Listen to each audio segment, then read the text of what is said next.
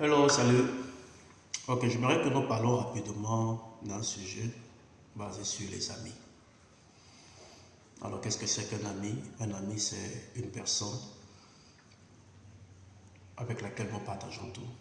Nos peines, nos joies, avec qui nous sommes à l'aise. Nous n'avons pas peur d'exprimer nos esprits, nos impressions, nos sentiments. N'ont pas peur d'exprimer nos pensées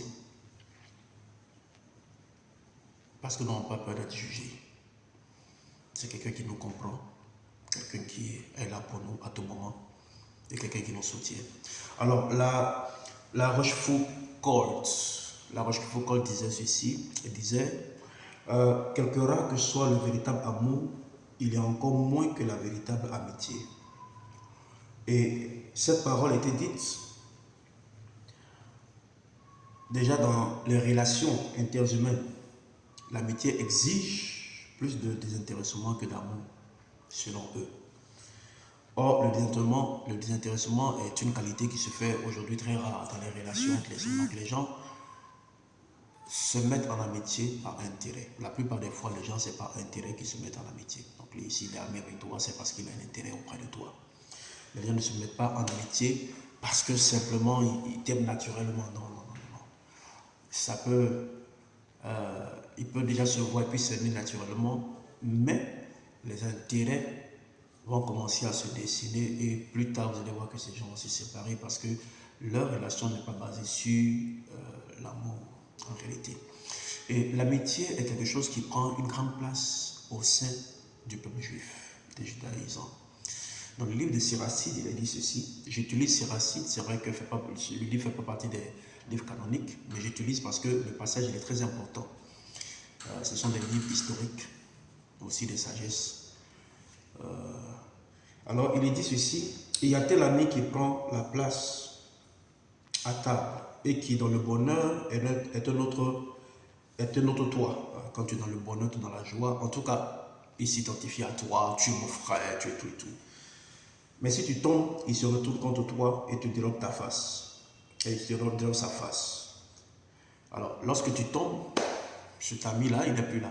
Nous avons beaucoup d'amis comme ça aujourd'hui. Les gens se font des amitiés au gré des intérêts. Ils sont amis avec des responsables, amis avec des autorités, amis avec des personnes haut placées, simplement à cause du fait que ces personnes vont leur apporter quelque chose de matériel, quelque chose en tout cas, un bien quelconque, mais pas parce qu'ils aiment naturellement la personne.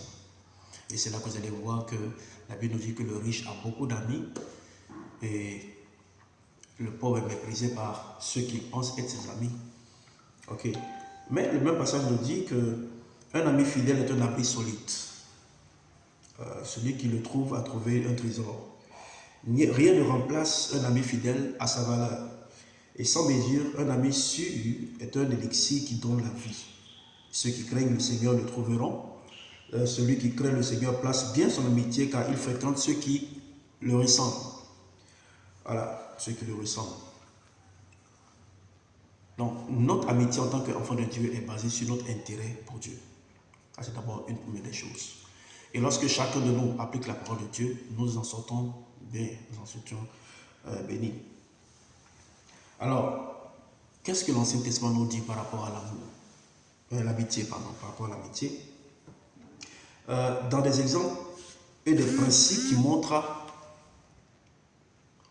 montrent qu'ils la connaissent bien, les Juifs connaissent très bien l'amitié, et l'amitié a vraiment une place très importante au sein des Juifs. Et la Bible nous dit dans Proverbe 17 que l'ami aime en tout temps et dans le malheur, il se montre un frère.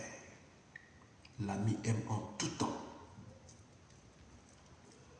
Moment favorable ou moment défavorable, il ne te tourne jamais le dos.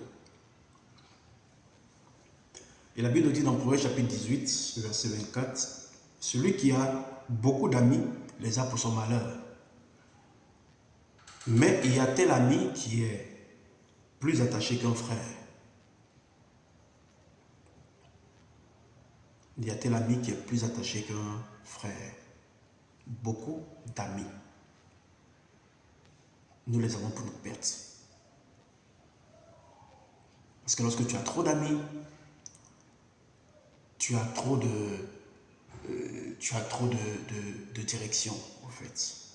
Chacun vient avec son background, chacun vient avec son éducation, chacun vient avec... On la Bible nous dit que les mauvaises compagnies corrompent les bonnes mœurs. Alors, qui est ton ami? Qui tu prends réellement comme ton ami? Avec qui tu partages tes secrets, avec qui tu partages tes problèmes, avec qui tu partages tes visions, tes projets et tout et tout. Et voici, la Bible nous montre beaucoup d'exemples de véritable amitié. Par exemple, quand nous prenons l'amitié entre Jonathan et David, lorsque nous prenons l'amitié entre Ruth et Naomi, c'est vrai que c'était belle-sœur et belle-fille, belle-mère et belle-fille, mais il y avait ce lien d'amitié qui était là au point qu'elle dit: ton Dieu sera mon Dieu, ta patrie, ton peuple sera mon peuple. Elle était prête à la lâcher en aucun cas, malgré que Naomi avait tout perdu et qu'elle voulait maintenant se retourner les bras. Elle dit: non, j'irai avec toi. Ruth avait tout à gagner chez elle, elle était bien placée chez elle. Elle dit: ton Dieu sera mon Dieu. Parce que ce n'était pas encore son Dieu, parce que Ruth était une prophétesse dans le temple de Baal. Mais voici qu'elle dit: ton Dieu sera mon Dieu, ton peuple sera mon peuple. Et nous avons beaucoup de passages qui nous montrent l'amour réel. Mais c'est dans l'évangile de Jésus que nous avons la définition et la réelle révélation de l'amitié. C'est en Jésus que nous avons la réelle révélation de l'amitié. Parce que Jésus a connu des amitiés intéressées. Il a aussi connu des gens qui étaient là autour de lui à cause du fait qu'il a partagé du pain, à cause du fait qu'il opérait des miracles. Judas était là parce qu'il avait la possibilité de prendre dans la bourse. Mais Jésus les a connus, il a vécu avec eux. Au-delà de ça, il a montré, il a manifesté le véritable amour. Il a pratiqué envers eux le véritable amour. Et cet amour a eu son point culminant à la croix. L'ami donne sa vie pour son prochain. Et Jésus a donné sa vie. Il a donné sa vie afin que nous soyons sauvés. Parce que ton ami, il cherche à se tirer vers le haut, il ne cherche pas à te tirer vers le bas. Ton véritable ami, il travaille à te tirer vers le haut et non vers le bas. Ton véritable ami, il cherche à te valoriser, il cherche à te mettre en honneur. Il cherche à ce que tu sois bien, il cherche à ce que tu aies, tu aies vraiment une vie agréable. Quand tu souffres, il souffre. Il a de la peine quand tu as de la douleur. Et c'est ce que Jésus est et ce que Jésus fait pour nous. Les autres amitiés, même les plus intimes, même entre chrétiens, des fois prennent des coups lorsqu'il y a des petits conflits. Au fait, c'est à l'épreuve des conflits. C'est à l'épreuve des tensions. C'est à l'épreuve des mésententes qu'on reconnaît la véritable amitié.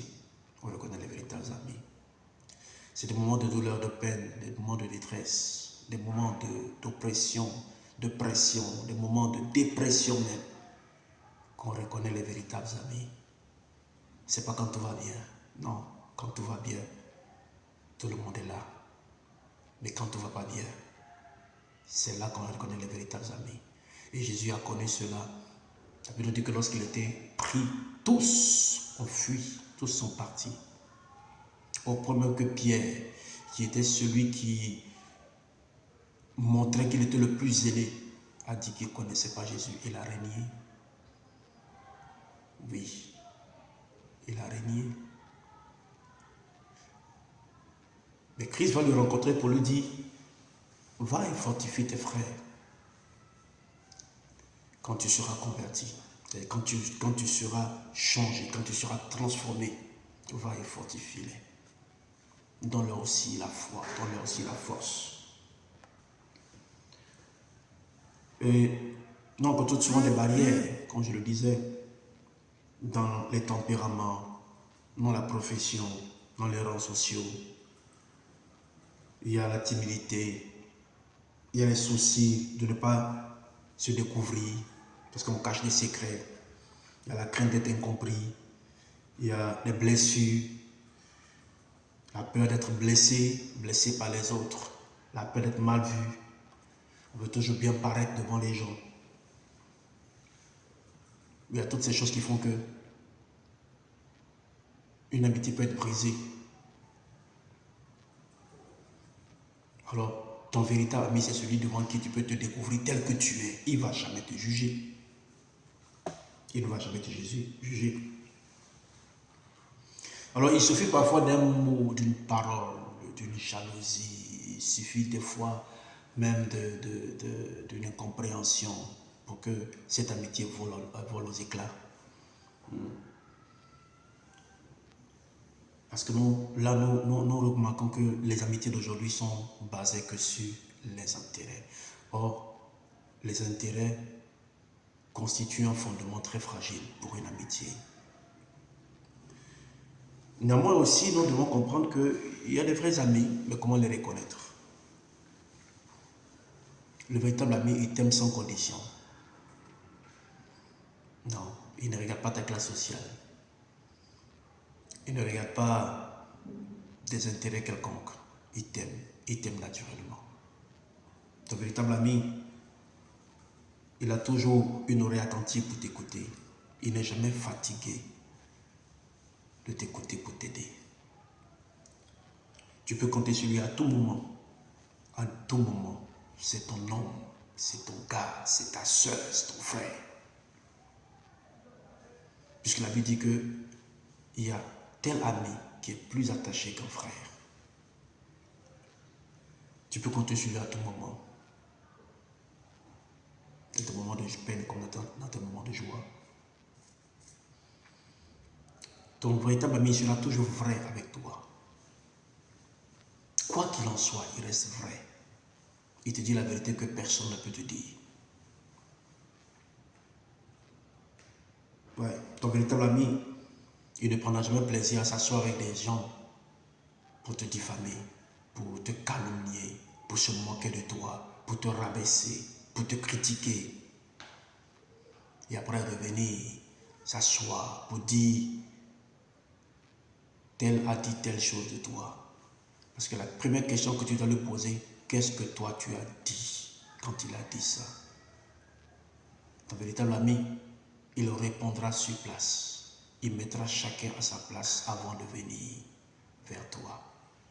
Mais s'il vient vers toi en moquerie, ou il vient vers toi juste pour donner juste une information alors qu'il n'a rien dit de l'autre côté, c'est qu'il y a un problème. Et il est prêt à assumer devant quiconque, devant même la personne qui l'a dit, voici ce que tu as dit et c'est exactement ce que j'ai dit à mon ami. Il ne prendra jamais ce max d'hypocrisie. Si tu vois quelqu'un qui veut plaire à tout le monde, ce n'est pas un ami, c'est un opportuniste.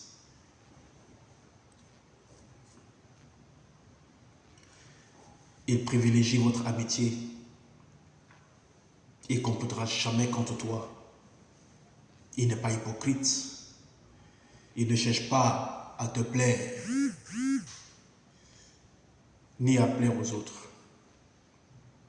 Il cherche simplement à être vrai avec toi. Pour que demain, il n'ait pas baissé la tête lorsqu'il ne t'a pas dit la vérité. Il te comprend. Il te respecte. Ouais. Et il est fidèle, quoi qu'il en soit, malgré les vents et marées. C'est un ami. Cet ami, il est loyal. Il te respecte. Que Dieu nous donne de bons amis. N'oubliez pas, le meilleur ami, c'est Dieu d'abord. C'est Jésus-Christ qui ne vous juge pas, qui vous entend, qui vous écoute, qui est toujours disponible à n'importe quel moment, quelles que soient les occupations. Il est toujours là avec vous. pour vous aider. Que Dieu vous bénisse.